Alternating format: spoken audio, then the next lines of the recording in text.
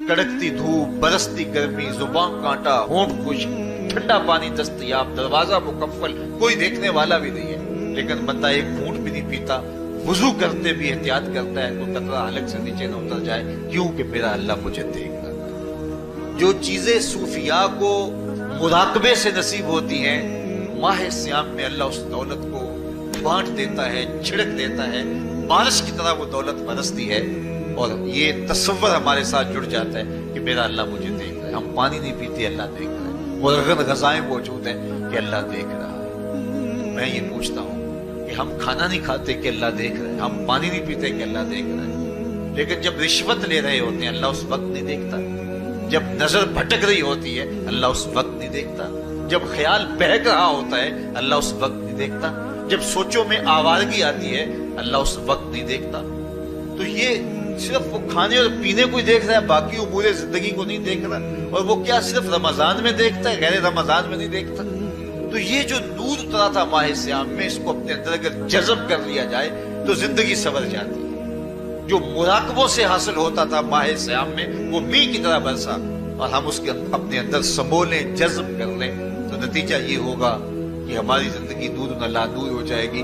اور یہ تصور جب انسان کی زندگی میں جم جائے تو یہ گناہوں سے روکنے کا مؤثر ذریعہ ہے کہ میرا اللہ مجھے دیکھ رہا ہے۔ مجھے بتائیے اس سے بڑا ہیجان انگیز بھی کوئی منظر ہو سکتا ہے کہ حسن کی پتلی ہے، اور جو ہے وہ اس کی ایک ایک ادا اور اشوے سے قیامتیں پھوٹتی ہیں، اور وہ خود جناب یوسف کے سامنے اپنے حسن کو پیش کر رہی ہے، ساتوں دروازے بھی مکفل ہیں، بت کے اوپر بھی کپڑا ڈال لیا، اور زلیخا حضرت یوسف کو خود کہہ رہی ہے تالک یوسف اب تو آ جاؤ نا، ذرا آنکھ اٹھا کے میرے جلوے دیکھو۔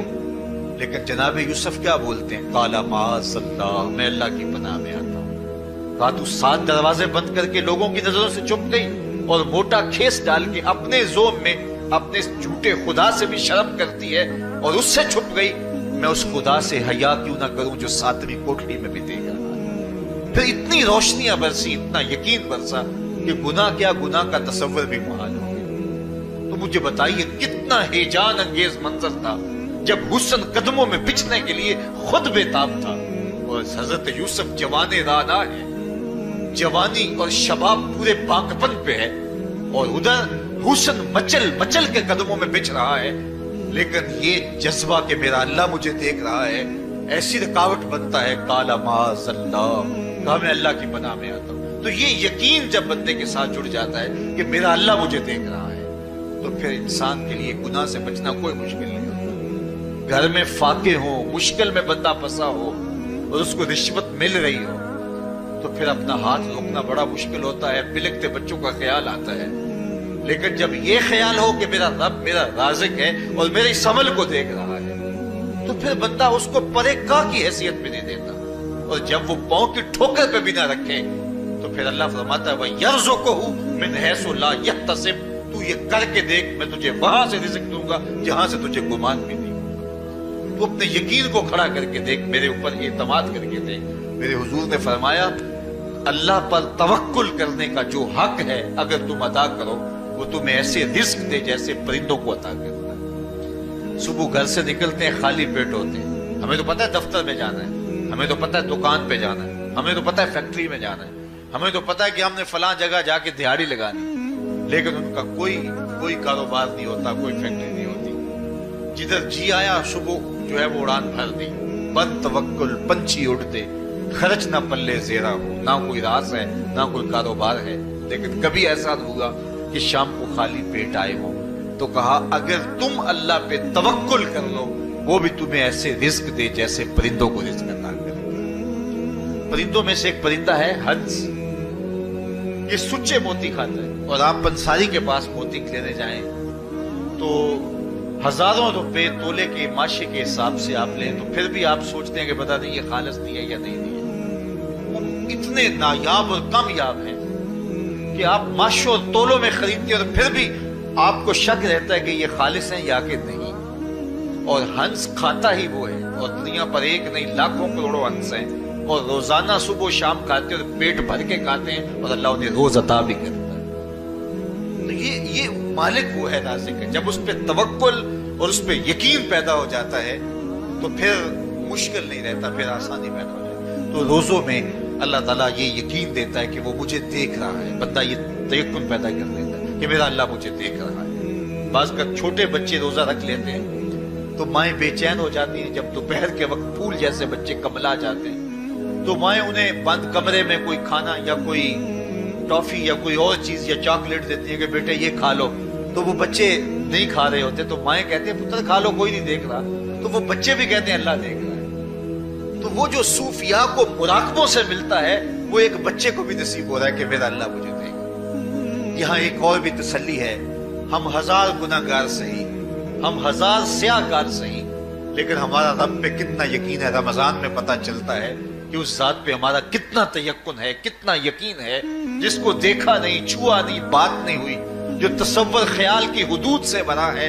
इतना यकीन है कि हम पानी नहीं लेते, खाना नहीं लेते कि मेरा अल्लाह मुझे देख रहा है। काश के इसको हम अपनी पूरी जिंदगी में फैला लें और इसको जिंदगी में जब हम तारी कर लेंगे तो फिर गुनाह करना महाल और नामुमकिन हो जाएगा और जिंदगी नूर और अला नूर हो जाएगी। और यही तकवे का उसूल है। फरमाया ऐ ईमान वालो, तुम्हारे ऊपर रोजे फर्ज कर दिए गए जिस तरह तुमसे पहलों पे फर्ज किए गए थे, लअल्लकुम तत्तकून, ताकि तुम मुत्तकी बन जाओ, ताकि तुम परहेजगार बन जाओ। हजरत सलमान फारसी रज़ी अल्लाह तआला अन्हु से मरवी है कि जब शाबान की 29 तारीख होती तो अल्लाह के महबूब में खुतबा इरशाद फरमाते, उसमें रमजानुल मुबारक के फजाइल बयान करते और कहते हैं तुम्हारे पास एक शहर अजीम, इज्जत और अजमत वाला महीना आ रहा है जिसका हर दिन बाकी साल के दिनों से अफजल है, जिसकी हर रात बाकी साल की रातों से अफजल है, और उसमें एक रात ऐसी है लैलतुल कदर जो 1000 महीने से बेहतर। तो ये अल्लाह ताला की रहमतों का रूप है। रहमतों के दरवाजे खोल दिए जाते हैं और रोजादार का रोजा बिलखुसूस असर के वक्त, शाम के वक्त, पिछले पहर, रोजादार के खाली मिदे से जो एक बू उठती है, महक उठती है, अल्लाह को कस्तूरी से भी ज्यादा महबूब होती है। अल्लाह अकबर। और फरमाया लिस्साए में फरहतान, फरहतुन इंदा फित्रही व फरहतुन इंदा लिकाए रब्बे। रोजादार के लिए 2 खुशियां हैं। एक खुशी उसे तब मिलती है जब वो रोजा खोलता है सारे दिन की भूख और प्यास काट के, जब शाम को ठंडा और मीठा मशरूब उसे मिलता है और वो मशरूब अपने जो है वो मुंह में डालता है, वो मैदे की तरफ उतरता है, तो उसकी जुबान बोले ना बोले उसका एक एक अंग अल्लाह की तस्बीह बोल रहा होता है और अल्लाह का शुक्र अदा कर रहा होता है। उस वक्त उसे एक अजीब फरहत होती है कि इतना तवील लंबा रोजा था, शुक्र है कि मेरा रोजा तकमील को पहुंचा। एक रूहानी मुसर्रत, फिर रोजा खुलने के वक्त उसको बदनी मुसर्रत। तो एक फरमाया उसको फरहत तब मिलती है जब वो रोजा खोलता है, वह फरहतुन इंदा लिकाए रब्बे, और दूसरी फरहत उसे तब मिलेगी जब रोजे के सिले में अल्लाह अपने रुख से पर्दा हटा दे और अल्लाह अपना दीदार अता फरमाएगा। तो ये रोजेदार के लिए खुशियां हैं। खुश नसीब है वो लोग जो माह सियाम के रोजे पूरे खुशबू खुशबू के साथ रखते हैं और इसकी बरकतों से माला माल होते हैं। वरना बाज लोग मैंने ऐसे भी देखे हैं वो छोटी छोटी बीमारियों का बहाना बना के रोजा तर्क कर देते हैं और उन्हें हौसला ही नहीं पड़ता रोजा रखने का, क्योंकि अस्सौमु निस्फु सब्र, रोजा आधा सब्र है। मैं समझता हूँ, मैं शुगर का मरीज हूँ और 4 से 5 घंटे अगर मुझे कुछ खाने को ना मिले तो मेरी तबीयत में ऐसा इस्तराब और बेचैनी पैदा हो जाती है कि मैं घर वालों से उलझने की कैफियत में भी आ जाता हूँ। लेकिन माह सियाम में 20 घंटे भी काट लेता हूँ, लेकिन मेरी तबीयत पे कोई बोझ इसलिए नहीं होता कि मैं अल्लाह की रिज़ा को अपने जहन के एक एक गोशे में रखे हुए होता हूँ। तो ये आधा सब्र है, ये सब्र सिखाता है। और फिर रोजे से जब हम भूख काटते हैं तो गुरबा मसाकीन, वो लोग जो बेचारे भूख और प्यास काट के जिंदगी गुजारते हैं, उनका भी हमें ख्याल आता है कि हमें तो अपने इख्तियार से चंद लम्हों के लिए भूख काटनी पड़ी तो इसकी उल्फत और इसकी अजियत इतनी है।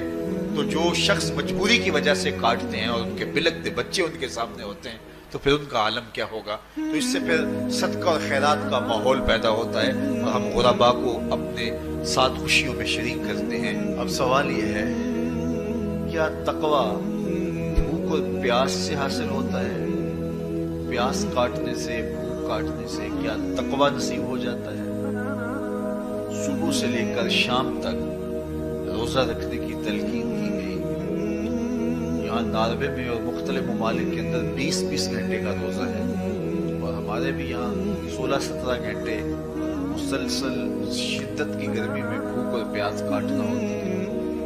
اتنا طویل دورانیہ جو بھوک اور پیاس کاٹی ہے، اس کا مقصد رزق بچانا نہیں ہے، بلکہ وَيُزَادُ فِيهِ رِزْقُ الْمُؤْمِنِ، ماہ سیام میں مومن کا رزق بڑھ جاتا ہے۔ آپ اپنا بجٹ دیکھ لیجئے، باقی مہینوں کی نسبت ماہ سیام میں آپ کے اخراجات زیادہ ہوتے ہیں اور کشادگی ہوتی ہے۔ تو یہ کوئی خوراک بچاؤ مہم نہیں ہے، بلکہ رزق تو بڑھ جاتا ہے